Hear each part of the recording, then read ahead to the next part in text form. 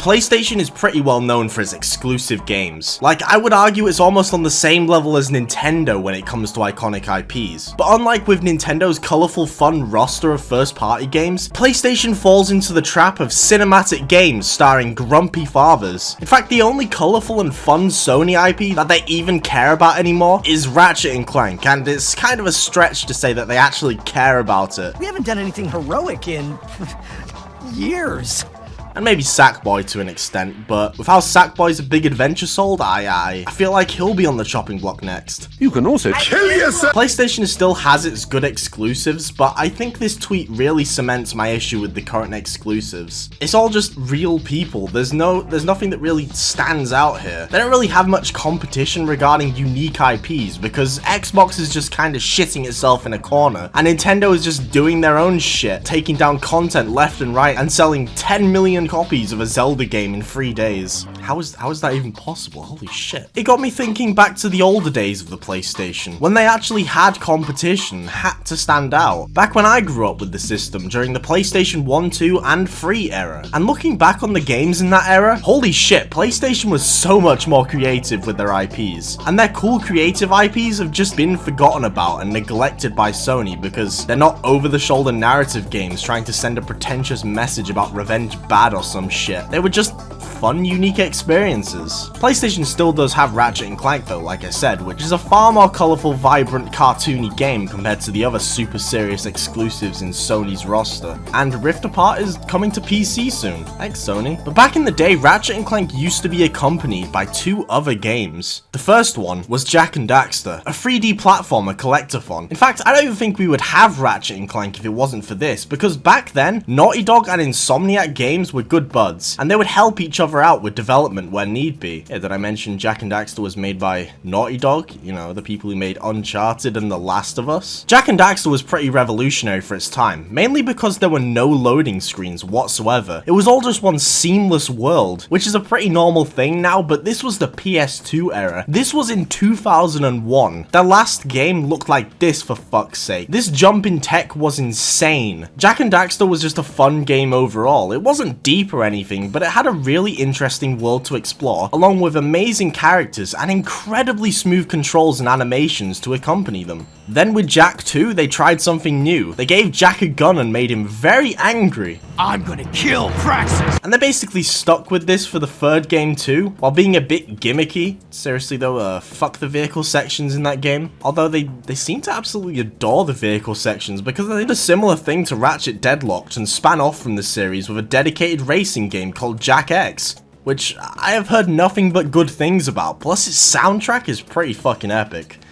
Naughty Dog were actually working on a 4th Jak game, but I'm unsure if this project has been completely scrapped or not, because this concept art is from years ago. Anyway, enough about Jak and Daxter. The other forgotten part of the PlayStation trio was Sly Cooper, the closet furry game. I don't make the rules here, that's what the game is. Okay, that isn't giving Sly Cooper enough justice, because it was a beautifully stylized stealth platformer game where you play as Sly, a raccoon, and his other friends Murray the hippo, and Bentley, a turtle in a wheelchair. As Sly, you slink around pickpocketing fellas and schwacking them with your cane. In the future games, you got to play as the other characters too, but none of them were anywhere near as fun as playing as Sly. Luckily though, the chemistry and dialogue between these fellas is great. I mean, even the stories on each of the games are pretty interesting, with engaging motives for why Sly and the others are being little delinquents around the furry world. Even the 4th game had a cool plot, despite its pretty stupid plot twists. The whole time you're stalked by Carmelita Fox. Okay, do you see why most people who liked this game as a kid are furries now? Yeah, my point does still stand earlier. Out of the trio, Sly is easily my least favorite one, but that doesn't take away from how enjoyable the games are. They both have pretty big followings, yet Sony just does absolutely fuck all with the IPs. The only way you can play any of the Sly games is on the PS3 with the Sly Collection, which costs around, let's see. Oh my. I guess Jak and Daxter got a collection that came to the PS4, but I've heard it's not that great, so yeah. Good luck playing these games, unless you have a PC and you can emulate. Oh my god, no, I'm sorry, I didn't mean to say that. The PS Plus streaming shit doesn't count because I live in the UK and I'm still using dial-up internet. After the PS2 era, the creators of Sly, Jak, and even Ratchet and Clank all tried new things in that era, making more IPs that were just completely neglected. Well, apart from Naughty Dog's Uncharted and The Last of Us, which was the start of the downfall of PlayStation exclusive games. The creators of Sly created a little series called Infamous. Now, I've only played Infamous Second Son, but holy shit, if the other games are anything like this, it's a criminally underrated series. You play in a sandbox open world as a fellow with superpowers, and those superpowers were linked to a karma system. I know karma systems nowadays are just kind of fucking stupid and made fun of a lot of the time, but your karma would be impacted by actual gameplay and the shit you do. If you killed random ass civilians in the open world, like, let's be real, most people do in open world games like this, your karma would lower, and the lower it got, the more fucked up the main character would become, and his powers would be colored red, rather than the blue good karma power. Yeah, it's pretty generic looking back on it, but it's still cool. There were choices you could make in the story that would heavily impact which path you go down, but I loved how the karma system was actually related to the gameplay rather than just choices, so it actually said a lot about who you were as a person, which in my case, is a fucking monster. Whilst the Sly fellas were working on Infamous at the time, Insomniac Games were working on a brown-filtered first-person shooter, where you shoot aliens. It was called Resistance.